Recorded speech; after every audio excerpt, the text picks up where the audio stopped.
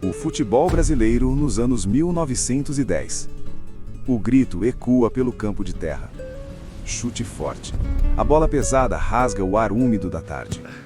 Homens de camisa branca correm, tropeçam, levantam poeira. Não há arquibancadas imensas. Não há milhões assistindo. Apenas curiosos, chapéus na cabeça, olhando em silêncio ao redor do gramado improvisado. Alguns riem, outros observam com desconfiança. Ali, naquele instante aparentemente simples, algo está começando. Algo que ainda ninguém compreende completamente. Mas uma pergunta paira sobre aquele campo irregular. Como um jogo recém-chegado da Europa começaria a transformar toda uma nação? No início dos anos 1910, o futebol ainda era um visitante estranho no Brasil. Introduzido por jovens da elite que estudaram no exterior, o esporte começava a se espalhar lentamente entre clubes privados e bairros urbanos. O país vivia um momento de transformação. As cidades cresciam, novas ideias circulavam e a modernidade começava a se insinuar nas ruas de São Paulo e do Rio de Janeiro. O futebol parecia apenas mais uma novidade estrangeira, um passatempo elegante para poucos. Mas por trás daqueles jogos aparentemente inofensivos, algo maior se formava. Ao contrário da ideia comum de que o futebol brasileiro nasceu popular, nos anos 1910 ele era profundamente restrito. Clubes exigiam origem social específica. Muitos jogadores precisavam provar educação, sobrenome e status. Era um esporte de elite, e exatamente por isso sua expansão se tornaria inevitável. As cidades brasileiras estavam se conectando cada vez mais. Navios cruzavam o Atlântico trazendo produtos, ideias e costumes. Ferrovias ligavam regiões antes isoladas. Trabalhadores migravam para centros urbanos em crescimento.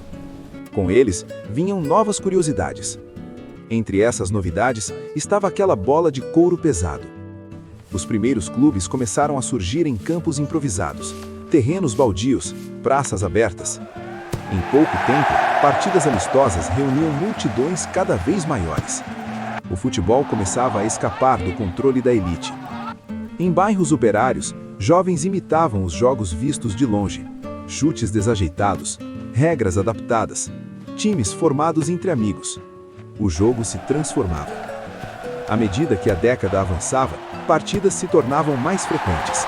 Torcedores apareciam, rivalidades nasciam. Pequenos campeonatos regionais começavam a organizar o caos. O futebol deixava de ser curiosidade, virava paixão. Ainda assim, tensões surgiam. A entrada de jogadores de origem humilde incomodava dirigentes tradicionais. Barreiras sociais eram erguidas, mas cada vez mais difíceis de sustentar. O esporte estava mudando, e com ele, a própria sociedade brasileira. Quando os anos 1910 se aproximaram do fim, o futebol já não era apenas um jogo estrangeiro. Era parte da identidade de uma nova geração. Dos campos de terra surgiria, décadas depois, uma das maiores tradições esportivas do planeta. O Brasil, que hoje vive e respira futebol, começou ali, em gramados improvisados e tardes esquecidas da história. E talvez a pergunta mais intrigante seja esta: quantas revoluções começam assim, silenciosas, antes de dominarem o mundo? Porque entender essas origens não é apenas olhar para o passado. É perceber como pequenas sementes culturais podem redefinir o futuro de um país inteiro. E na próxima história, continuaremos explorando esses momentos em que o mundo começou a mudar sem que ninguém percebesse.